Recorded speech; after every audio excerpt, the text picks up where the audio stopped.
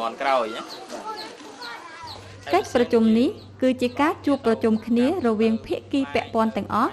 ក្នុងគោលបំណងពិភាក្សាគ្នាវាតម្លៃកម្រិតយល់ដឹងរបស់បងប្អូនប្រជាពលរដ្ឋជនជាតិដើមភាគតិចទំពួនទៅលើខ្លឹមសារលក្ខន្តិកៈផ្សេងៗដែលបានតាក់តែងឡើងគោលបំណងនៃការចងក្រងសហគមន៍សម្រាប់ផលប្រយោជន៍អ្វីណែនាំពីចំណុចខ្វះខាតដែលមាន8ជំពូកនិង26ប្រការដើម្បីធ្វើការសម្រេចរួមគ្នាមួយនិងឈានទៅដល់ដំណាក់កាលបន្ទាប់ទៀតanh nhân cái đủ tầm phớp chết rồi và bịch rich on khác ngon là vụ bơ cùng trù vụ bơ sập sai dùng thì đủ bây giờ làm bờ mặt tao cồn sao to làm bờ mặt anh tì tam anh ô tì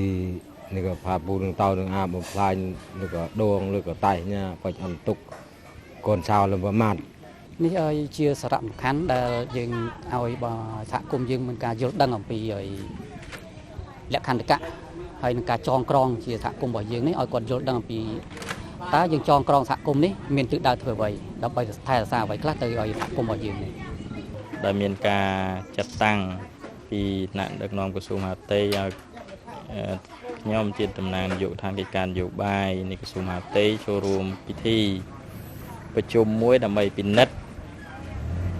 លក្ខណៈសម្បត្តិរបស់សហគមន៍និងណែនាំបន្ថែមអំពីចំណុចខ្វះខាតដើម្បីពួកគាត់មានមូលដ្ឋានឈានទៅដល់ការចុះបញ្ជីជានីតិបុគ្គលនៅក្រសួងមហាផ្ទៃសារៈប្រយោជន៍របស់សហគមន៍ដោយ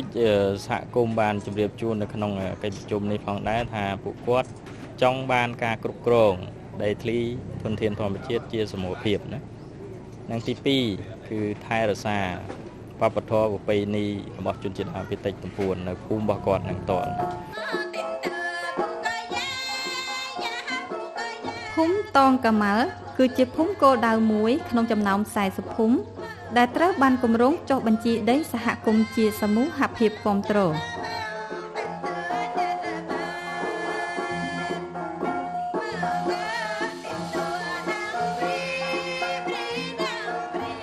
ដំបូងឡើយអង្គការ ICSO បានទៅសម្របសម្រួលជាមួយនឹងពួកគាត់ដោយសហការជាមួយអាជ្ញាធរដែនដីនិងមន្ត្រីជំនាញពាក់ព័ន្ធបានយល់ព្រមចូលជាសហគមន៍ក្នុងគោលបំណងដើម្បីដាក់ពាក្យសុំចុះបញ្ជីដីជាសមូហភាពប្រកាសស្វ័យអត្តសញ្ញាណ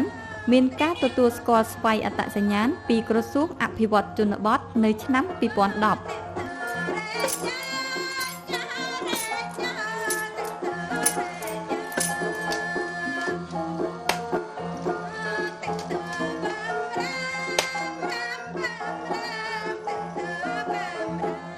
បច្ចុប្បន្ននេះភូមិតងកាម៉ាល់គឺបានទទួលស្គាល់ការចុះបញ្ជីជានីតិបុគ្គលពីក្រសួងមហាផ្ទៃ